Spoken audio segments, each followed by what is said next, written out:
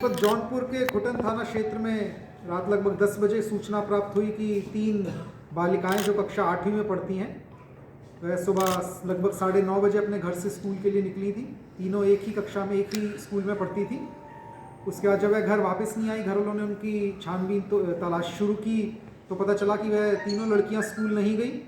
सभी परिवार रिश्तेदारों से जब पूछा, कई लड़कियों का नहीं पता चला, तो रात को लगभग 10 बजे परिवार वाले पुलिस थाना पे आए।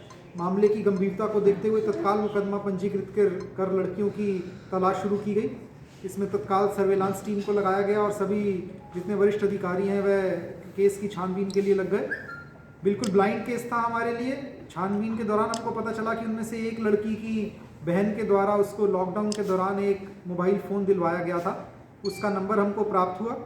जब उस नंबर को हमने ट्रैक किया तो पता चला कि रात लगभग 10:30 बजे करीब वह नंबर कानपुर में एक बार एक्टिव हुआ और उसके बाद फ़ोन स्विच ऑफ कर लिया गया।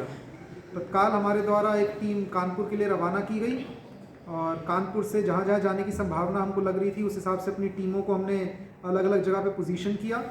सारी रात हमारे द्वारा कोशिश की गई लड़कियाँ जिन के जो उनके स्कूल के साथी थे, जो उनके रिश्तेदार थे, जिन से उनका कभी संपर्क हुआ, उन सबसे पूछताछ की गई। यदि उनमें से कोई भी हमको कोई लाभप्रद सूचना दे पाए, लेकिन हमको कोई बहुत ज़्यादा महत्वपूर्ण सूचना उससे नहीं मिल पा रही थी।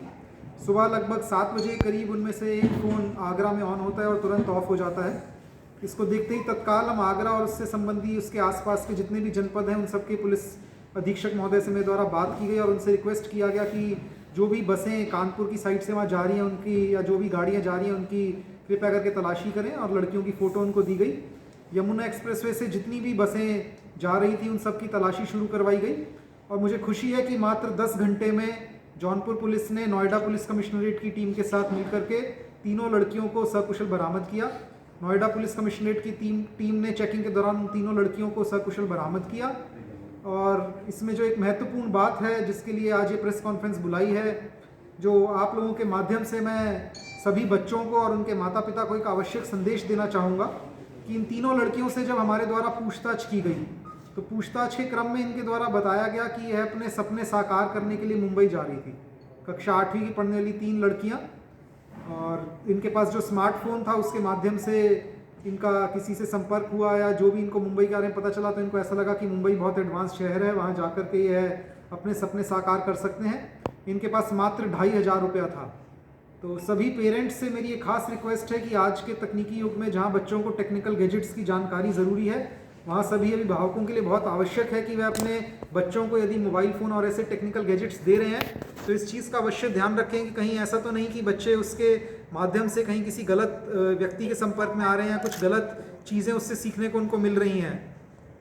और सभी बच्चों से मेरी ये अपील है कि आज के युग में यदि आपके दिमाग में कोई भी ऐसी चीज़ आती है, सोशल मीडिया के माध्यम से किसी के आप संपर्क में आते हैं, कोई आपको कहीं बुलाता है, तो कृपया करके अपने माता पिता से इसके बारे में ज़रूर जिक्र करें, अपने माता पिता से इस बारे में ज़रूर संपर्क करें। मात्र 2,500 रुपये इन बच्चों के पास थे। अगर यह लोग मुंबई पहुंच भी गई होती, तीनों लड़कियां, इनके पास रहने के लिए कोई जगह नहीं थी, इनके पास किसी से संपर्क करने के लिए कोई व्यक्ति नहीं था और हमारे पास मात्र एक मोबाइल नंबर था। अगर वह नंबर भी हमारे पास ना होता तो शायद इनको हम ना ढूंढ पाते, और अगर ये लड़कियां किसी गलत हाथ में पड़ गई होती तो शायद किसी अपराध में इनको डाल दिया जाता और फिर बहुत मुश्किल था इनको रिकवर कर पाना।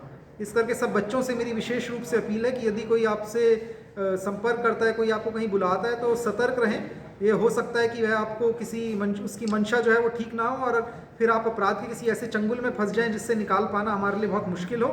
और सभी माँ बाप से मेरी ये विशेष रूप से अपील है कि आपके बच्चे सोशल मीडिया पे, इंटरनेट पे, इस पे क्या कर रहे हैं उन पे नज़र रखें, ध्यान दें कि कहीं ऐसा तो नहीं कि बच्चे किसी गलत रास्ते पे जाने की उसमें हैं या बच्चे किसी गलत उसमें हो रहे हैं। हमें खुशी है कि इसमें हमारी जनपदीय पुलिस टीम 10 घंटे में बच्चों को बरामद कर सकी, लेकिन अगर नहीं कर पाती तो शायद बहुत मुश्किल हो जाता उन बच्चों को बरामद कर पाना।